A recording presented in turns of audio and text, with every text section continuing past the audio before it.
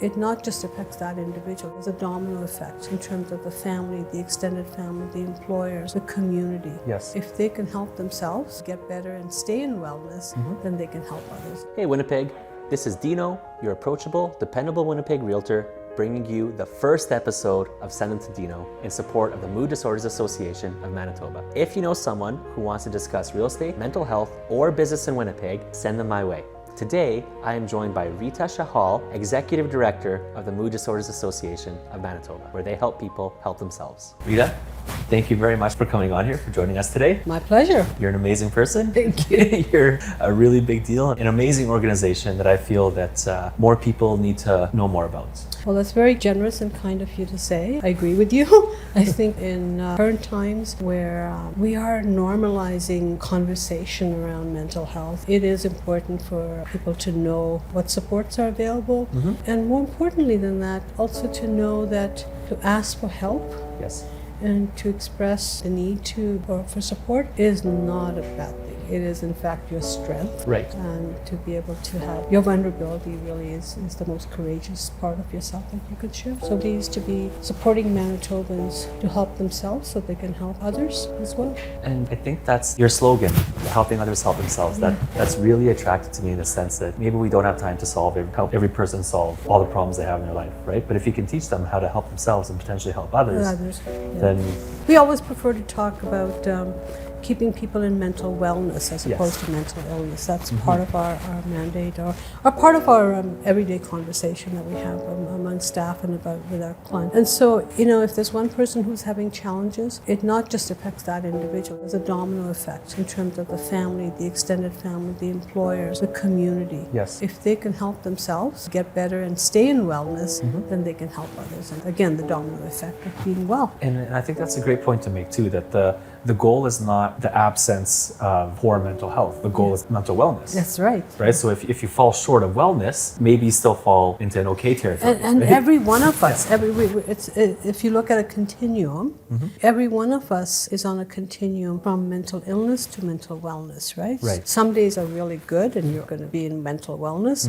Some days are not so good. Some days get worse, and other days where you need help. Right. But we always want to try and support people to make sure that they stay closer to the wellness side. When it's getting too far to the illness side, we want to be able to have those interventions. You want to be able to have that support. You want to be able to ask people. You want to be able to give an individual, a family, community the resources that are necessary to stay in wellness. Right. Tell me a bit more about the other people in your organization that help make that happen. So I understand you have a lot of volunteers. All of our staff, including board and volunteers, have either lived or shared experience. Okay. Not everyone has a diagnosis. I don't have a formal diagnosis for mental illness. However, I have lots of shared experience. Right. Having family members who've experienced it, close family members, co-workers, employees that I work with have experience of being able to be part of this. So that shared experience is equally important as the lived experience. Yes. Majority of our volunteers have to say that they have the lived experience. So through that, they are able to provide the necessary peer support to folks that are needing it, as well as our staff as well. So the peer support is really important because it's a conversation. It's a conversation in a very comfortable, private environment with confidentiality, where you share what you've gone through.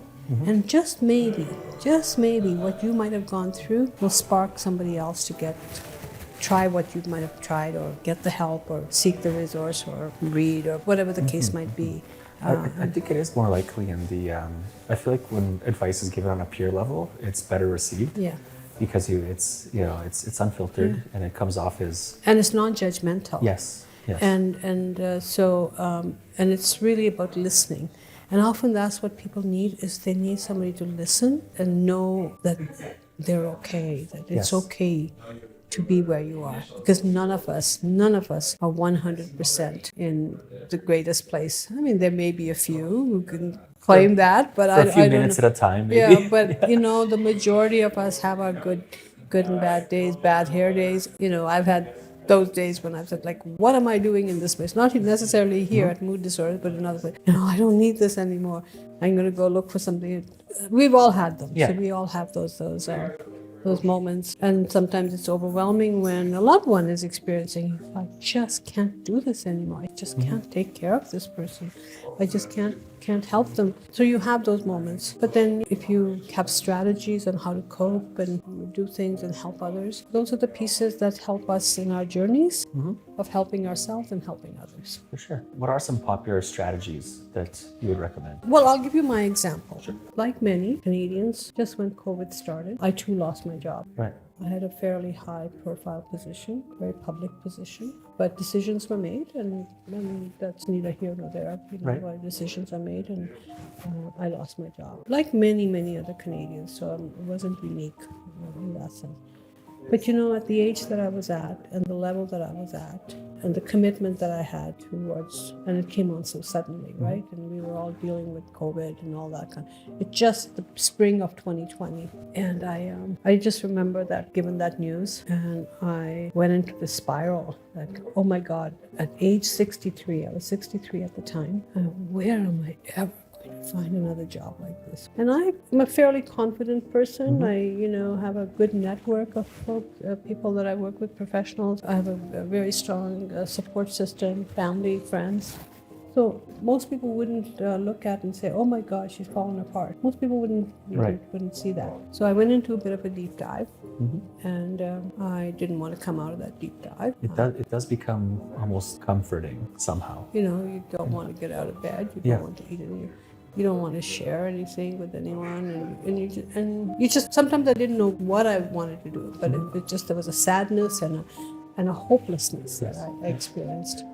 I was very fortunate. I had a family support, my mother and my sister, and my kids and family. They didn't know what I was experiencing. Like, they could only do what they could, but they weren't in me. Right. I went through this deep dive, and I said, I'm never going to get out of it.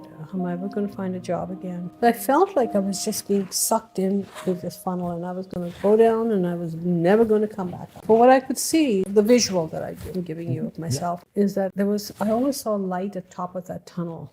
You always see there's a light at the end of the tunnel, but I always saw the light at the top of the tunnel. Huh. And there was something in me that just wanted to hold on to that light. Like, I visualized actually just trying to stay on top.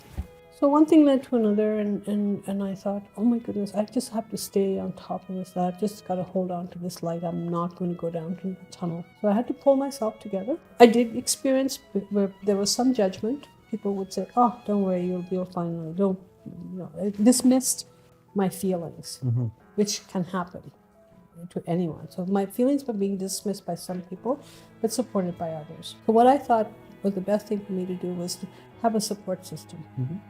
So I identified 5 or 6 key people who I could trust. I had tried to have trust in them, who brought a different perspective into my life. Right. And there were others had different aspects.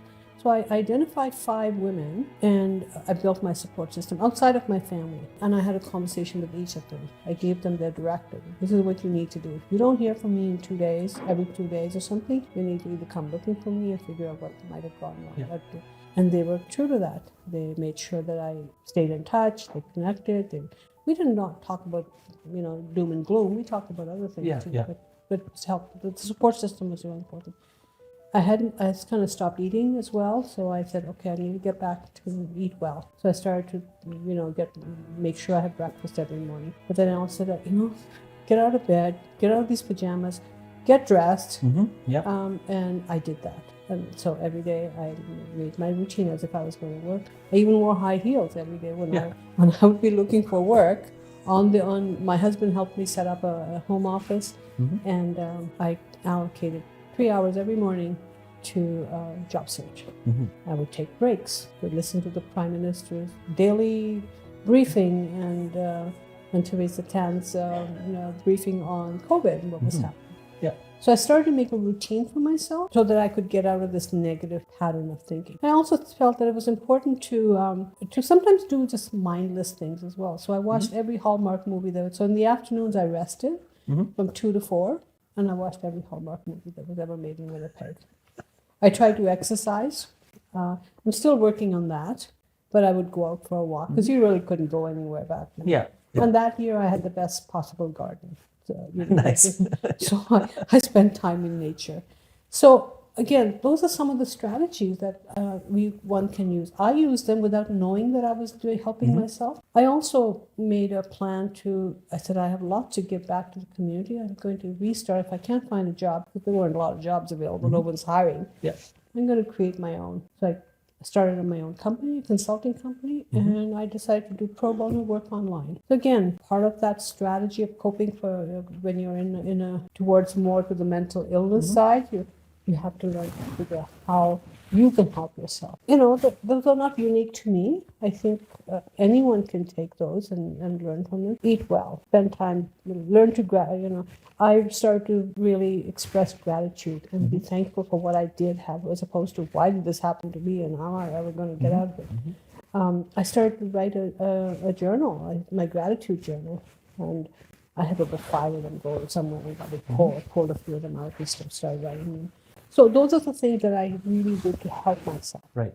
And ultimately, I was able to start the networking. I did pro bono work.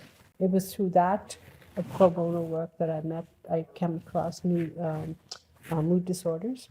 And I offered they wanted someone to run a summer camp for kids who were experiencing challenges. And I said, okay. They gave me 15 hours a week to start with. Good. And we started a summer camp with 10 kids at a time. It was very successful, and 6 months later, they offered me a role as an executive director. So I'm very grateful for that opportunity, that it allowed learning about myself now has given me the privilege of helping others to find those kinds of strategies. My strategies, very simple things. Do something that makes you feel more confident. Take care of yourself. The Hallmark movies were make me feel good because they were very predictable. There was a good happy ending. Piece of that just was make you happy, right? Right. So I got myself back together, and I still have good and bad days. I did seek the services of a psychiatrist, but the waiting list was so long. After about 3 sessions with her, she said, I really don't have a diagnosis for you, and you're doing all the right things. So here I am, talking to you. Amazing. The first thing you mentioned was to have that support system, right? So you don't have to do it alone. No, right? and ask for help. Yeah. I did have to show my vulnerability, because often when you are in leadership roles, you can't show your vulnerability because you have to be strong. You have to be an example. You're leading other people, because if you're not... And the other thing, what I found was at that time was there wasn't a lot of support systems for women who were in leadership roles. There was just not that. Interesting, yeah. And there still aren't a lot, but because they have so many roles to play, and that the vulnerability is very hard to show. I never really thought of it that way, but now that I think of it, personally, I've never heard of a specific group like you just mentioned, like a support group for women in leadership roles. Yeah. There's for moms, lots of I'd for love moms. I want to get one started. We did do a women speaker series in which we brought in women leaders who were willing to share their stories of challenges and how they overcame. So it wasn't about doom and gloom. It really was about hope and recovery. Okay. And so Chantal Kraviazik was one of our speakers. So Nice. she did a live show for us from her home in Los Angeles. She did a concert as well for our audience. We did these through Facebook Live, and a lot of great women in Winnipeg who are in leadership roles, TED Talk speakers, authors, CEOs of companies came out and shared their stories, that they were allowed them to encourage others to share their stories and not be afraid to ask for help. Right. And that has to be to me, that's probably the most important thing. I know when I was dealing with my own issues, I didn't know about your organization. Somebody might have mentioned it in passing, maybe at the hospital or something, but I didn't know that there were actually groups that I could go to and sit in on with people that were suffering from the same things that I was suffering from. And a lot of people don't know that. No, I had no clue. I know now. I mean, had I known, would that make everything better like this? No. No, not overnight, but to have that consistency of support. We are, by the way, at the hospital. We are at Health Sciences. We're there 3.5 days a week. Yeah, And we're also at present in the Selkirk Hospital as well. I was at HSC twice for a month each time. I had no idea. And again, maybe I did have an idea. It's possible that somebody mentioned, because I have type 1 bipolar, so like while I was manic, I don't think anything would have made a difference. Really, I think I just needed to be in the hospital. But what happened to me was when I was in the depression cycle, if somebody would have tapped me on the shoulder and said, hey, you can go sit with 6 or 7 other people that are depressed right now, that would have been my favorite place to be. Yeah. Because at the hospital, because I started depression a bit at the hospital, I actually found it very comfortable there. Because you get fed, place to sleep, clean, not too many decisions to make, whatever, it was okay. But I had no idea that there were groups like this that I could just... We're changing our model slightly. The process to providing peer support, people have to be trained in it. You can't just walk in and start providing peer support. Dangerous, You have to know what you're doing and things like that. But traditionally, peer support is often, in a circle and talking and listening. So what we were finding after COVID, when people were wanting to return back in person, because everything was online, the online just didn't have the same impact, but for many it was helpful just to even have that because they didn't have it before. So our model is now starting to become more activity-based. Interesting. By that, what we mean is that people can engage in certain activities. So we have a book club. As one example. So we've identified several books. These are all related to like Brené Brown books and Atomic Habits, and people review them and read them, and then they talk about, again, it's the subject matter, right? Yes. And we often integrate how they identified with it. So the book club has been so popular, a waiting list. We have a program called Tea and Tales. It's for seniors. The seniors have lots and lots of things to tell and share, and many of them, because they're no longer, the families have grown, the grandchildren have grown, they still want to talk about their lives. And they want to share that because how many of them are alone in their home. So we started to bring them together and they share tales about their life, whether it was in the war or whether it was when they got married or whatever the case might be. They can talk about it to other people and they'll get excited. So now this group has become so big and we offer tea and cookies, and a lot of them bring their own, do baking and bring it for the group. But we also then start adding that we provide resources, like printed resources. So we bring in special guests to talk about prescription addictions as one. Often seniors will get. Again, that group has just grown into very activity-based. They do painting, they do all sorts of things. We have what we call a games night. So we had donations from vendors who gave us a lot of their games. They play board games, they play card games. In Brandon, we have men's working group. Again, the men come together, they create something that they want to create. The group decides what they want to do. Men often have difficulty asking for help and talking about their mental health issues. But when they're in a group and they're doing some other activity, or they can, not everyone has the luxury of going out and golfing, but you can be together in a room and making beef and so those are the kinds of things we've been doing. And of course our MAD camp, which is our mood disorders MAD camp for youth between 12 and 17 who are experiencing mental health issues, young people, like anxiety, depression, gender issues, bullying, those kinds. Our MAD camp stands for Music, Art, and Dance. Nice. Which, through creative ways, through music, through art, dance, drama, get some hope. Again, not high needs where we're not clinical. We don't provide clinical interventions or support, but they can get help. They can play music. They can create their own Picassos. They can, the dance routines, or they can do a little play, make new friends, support each other. So there's some really great activity-based programming that we offer. And that's the thing. I mean, it's great that you offer these activities, and for all the participants, they know that there's somewhere where they won't be judged. That's right. And where, they at least have something in common, even slightly, with somebody there in terms of having a problem. Yeah. And there's always room in any of these group discussions on the groups that we offer, including our traditional, groups that people do sit and talk and listen to each other. Somebody needs a one-on-one and needs to talk separately to somebody, we have a backup. Somebody's always available. Facilitating a group, there's always 2 people in it. I see. So there's usually a staff person and a volunteer.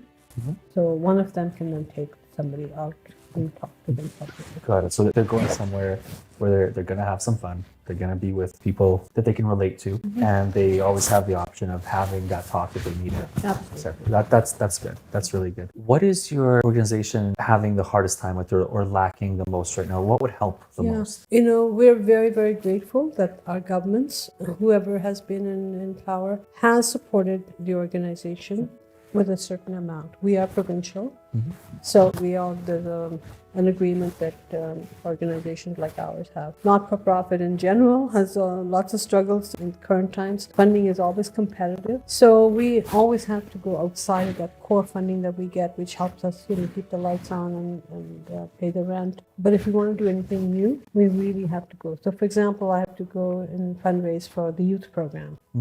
I have to fundraise for the women's program. I have to fundraise for anything special that I want to do, an event. So that's where we need the greatest help. That's one area, definitely the additional funding that somebody wants. So right now we have a private donor who wants us to run a men's program, and they've given us a seed money to get started on it, and hopefully, it'll continue to grow. So that's one area. I think the other area, there has to be investments. And these are larger investments, not just, one time. There's working with institutions and with trainers and legislative decision makers that there's been a lot of loss of jobs and people have left the sector. So they aren't necessarily the people who we need to be able to fill those gaps that we have in terms of employment. So that's one area as well. So people want to consider careers in mental health. This is a good time to do that. We try to give opportunities to young people, especially through our MAD camp, who are already in post-secondary in either social services or in building a career now. Right. So we Right. In terms of fundraising, what types of things do you do? We have an annual fundraising campaign. We have a new strategic plan, a marketing plan, and then part of the marketing communication was to help fundraise. So we have a campaign which we've decided to now keep it going open all year. People can donate at any time online. But we also do smaller program and grants. Somebody came into our office for some information, and we spent some time with them, and they said, okay, well, I'd really like to support you guys, and I'm interested. So it took a few meetings with them, and they decided to support the seed money for a men's program. So those personalized initiatives, people who they might have lost somebody, or they have a memory, or somebody's struggling, Right. and they want to be able to help others. Some people, if it's a tax saving for them, some people will donate for that reason. We do have a donor base that we do go to every year, and they repeatedly continue to support us. In the past, we've had fundraising gala. It's called In the Mood Gala. But because of COVID, we weren't able to offer it for the last 3-4 years. We were looking at restarting that. And we also fundraise through third-party fundraisers. So, an example where you're looking at any funding that might come through your efforts would go to mood disorders. So there are many, many great organizations that do that for us. We have a whole kit that we can provide them in terms of support and what are some of the things that they can do for the third-party fundraiser. They have the information that they need. And then just the generosity of Manitobans in general. So we rely on that. I do 2 radio shows, and always make a pitch for funding. And You have to ask for it, otherwise you won't get it, right? we always, if you don't ask, you don't get. Exactly, yeah, because if you don't ask, people are listening going, oh, that's great. Yeah, good for them. But we also have to not just ask for money, we have to demonstrate. What's the return on their investment? What are they going to get out of it? How is it going to help? So we collect statistics. We can provide you with, this is how many help across the province, this is how many workshops we delivered, this is how many volunteers we have. These are the types of activities that we do. And that's a good point, the return on investment, right? So part of the reason why I appreciate you guys so much is, there's a personal experience side of it, sure. And I believe that I suffered a little more than I had to. But the other side to it is when people complain about our city, what they're really complaining about, I feel, in a big way, is the mental health problem in our city. People call it different things. It presents itself in different ways. But at the end of the day, that's what it always seems to trickle down to. It's where people are not in their optimum well-being. Yeah. And it has to do with not just physical, but and that's part of the conversation that has really come out of post-COVID is to normalize the conversation about mental health being as equally important as physical health. There's a whole bunch of other things that happen. If you don't have a place to stay, it's food insecurity. So I think those are important aspects. the trauma you might have experienced. A lot of us can be judgmental. You're like, okay, that happened to you, like, so what? It's not easy for everyone to just move on. They might be stuck in there, but they need help to get out of that stuff. So I think that normalizing the conversation, we talk a lot about stress these days. Okay, well, how do we define stress? It's different for everyone. It is, different levels. Different levels. So what might be stressful for me, like when I walked in here, I said, oh my goodness, today's been a crazy day.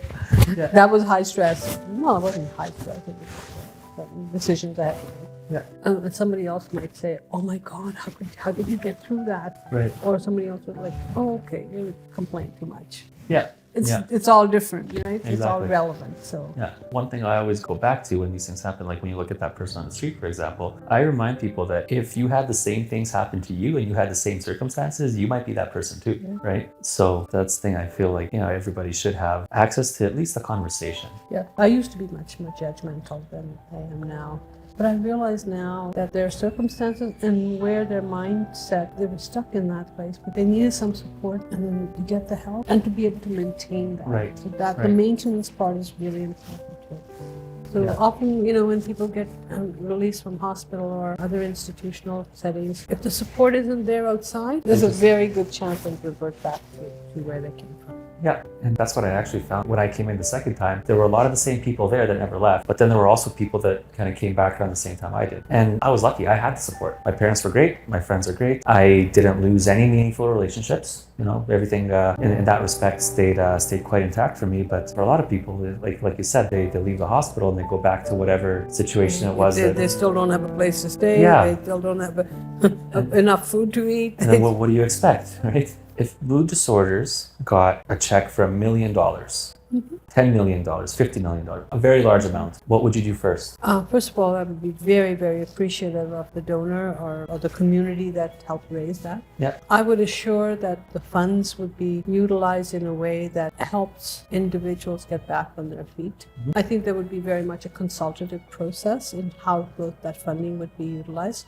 We would consult with the folks who helped raise that money. What do you want to see? I can tell you where the gaps are. I'll tell you where we need to invest in, but I also need to know, where do you see the gap? A lot of people that donate to us in memory of, they're donating because either mood disorders helped their family member and they got better, or sometimes somebody didn't get the help that they needed and would have gotten the help if they had known about an organization with mood disorder, and they might be here today. So people come to us for different reasons in terms of supporting. I think I wouldn't just go and create a whole bunch of programs for the sake of creating programs and using the money. I would put it through a consultative process. We would maybe put together a program planning committee that would bring different perspectives to see where the needs are. I would also consult with my sister organizations, what are things that we can work on together rather than reinvent wheels. Organization B and C have something that they can really good at and offer, and we need that. But rather than reinvent the wheel and start something brand new, we might just go to them and say, you do it better than us. Can we buy this from you? Can there be a fee for service? Right. So those are some of the ways that I would look at. Interesting. Yeah, it's very holistic. I like that. So you mentioned sister organizations. Who would they be? There are some really great sister organizations within Manitoba. Canadian Mental Health Association of Manitoba, the Winnipeg chapter is certainly one organization that we work with very closely. Within our own building, there's other sister organizations that we refer clients to. As much as possible, help them to the point that we can, but if we can't, Right. One is called the Anxiety Disorders of Manitoba, acronym ADAM. And then the former Manitoba Schizophrenia Society, which is now called Pure Connections. We're also across the hall from us. So those are three organizations. We work very well together.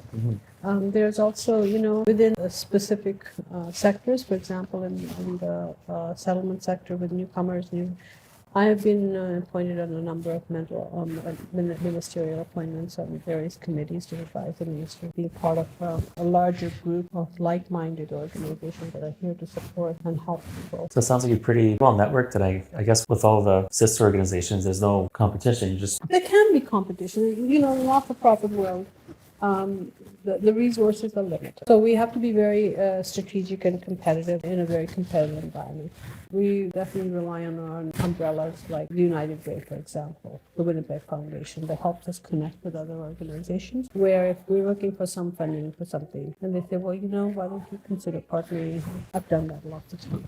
We're again also tapping different sectors. So sports sector might have a need for it. Settlement sector. So what does your day look like, if you even have a typical day? Well, we all have 24 hours in a day. Yeah. Every one of us has. So we're in between taking care of our own well-being and health. We have, on average, about 8 to 10 hours that we. A typical day for me often is I start by making sure that I go and see every staff person, say hello, whoever's in the office. If there's anything specific that they need for the day, those kinds of engagement with the staff. Often there are presentations that have to be made, invitations like yours. So I have to plan around that. Getting ready for board meetings. We have a monthly board meeting, so sometimes every week there's something to make sure that gets done in preparation for that. But often it's, really spending time planning where are the gaps, doing the research, making sure you're still, attending the meetings that you have to, learning from those. Great leadership in our community, so learning from other leaders, and also offering what we have to offer in terms of leadership and services to others that we can help them as well. So that's a pretty typical day. Again, some days are more hectic than others. We also try to make sure that we have staff in other jurisdictions as well. So we want to make sure we stay connected, make sure I visit with the staff there, spend a couple of days so that they know that they're not being left there by themselves, that we're engaging with them as well. Meet with other organizations in the area as well. We try to have our staff meetings so that we do it even if we're doing virtual with our staff in other regions. We tell them order lunch and we'll all break bread together, and so we do that. So that always, I think it just eases things. Yeah, it's the simple things, things you don't have to think about that just feel natural. The conversations flow a little bit better when you. And then sometimes you need downtime too. So sometimes I will leave work. I mean, in an ED role, in a leadership role, you get to learn to balance it, right? You need to finish what you need to finish because other people can't start until you're done. Right. So it's a balancing act, very work-life balance, and that's really important. We try to encourage our staff to do the same. We also tell them that if you're feeling stressed, if you're experiencing that your own well-being is being compromised, you need to take ownership of that and take time, do what you need to do to get your well-being back in place. So an example might be, if somebody said, I'm just not in a good place, my depression has gotten worse. Okay, what do you need to do about it? Take a week off. If it's self-directed or if it's definitely, driven by a medical advice, we allow that. We are flexible. Can I just work from home? Just need that personal space, but I'll do my work. Of course, I'm going to be flexible about it. So that's important when you're working in an environment such as ours, to have that flexibility to understand what people's needs are.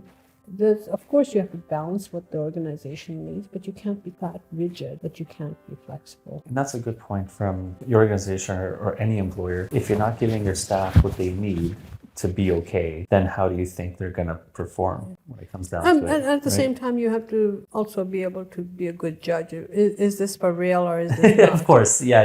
So. Yeah, if you start noticing patterns that maybe they're just not the right person to be doing that. Rita, thank you so much for coming. My pleasure, Mike. We can do this again. We will. Season 2. You're going to be on season 2 for sure. And I really hope that this brings a lot of awareness to your organization and hopefully a few bucks too. If there's one thing that I'm going to take from this conversation, it's that, the expression you talk about, the light at the end of the tunnel, but you had the light at the top of the funnel. If you haven't already, please consider donating to the Mood Disorders Association of Manitoba.